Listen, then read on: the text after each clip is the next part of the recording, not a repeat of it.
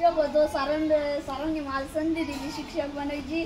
पण मला पहिलीचा वर्ग भेटला पहिल्यांदा आणि त्याच्यातला तो मागचा प्रज्वल यांनी तर तो म्हणे तो पुढे आला आणि म्हणे मी हे लिहू का. तो म्हणे नाही.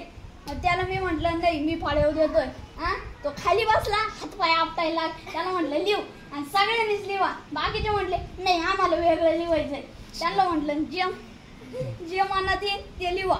त्या मग नंतर मग मी परत स्टाफ रूम मध्ये गेलो. मला ते वर्ग नव्हता. मी 4-5 मिनिटं बसलो आणि त्यानंतर मग मला टीचरने दिला 4थीचा वर्ग. आता 4थीचा वर्ग असा आहे जो माझ्याकडून तर काय हँडल झाला नाही. त्याच्यातले 5 मिनिटांनी पुढे यायचे म्हणजे मी फाळ्याव लिहू का मी फाळ्याव लिहू का. त्यांना बोलले खाली बस खाली बस खाली बस. ते म्हणे नाही म्हणे मी फाळ्यावरच लिही.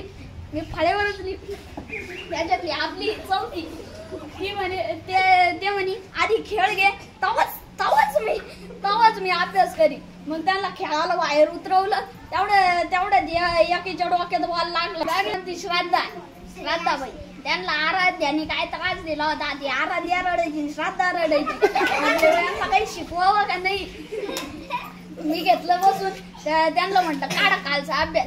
त्याच्यात ते धनंजय साहेब म्हटले मी ना 6ला झोपून गेलो होतो. मला जागच नाही आली. त्याला म्हटलं मग सकाळी. तो म्हणे सकाळी नाही म्हणे सकाळी मी 8ला उठलो. त्याला म्हटलं मग 8ला उठला 9 वाजेपर्यंत अभ्यास कर. तो म्हणे मी आंघोळच चालू होता. धन्यवाद.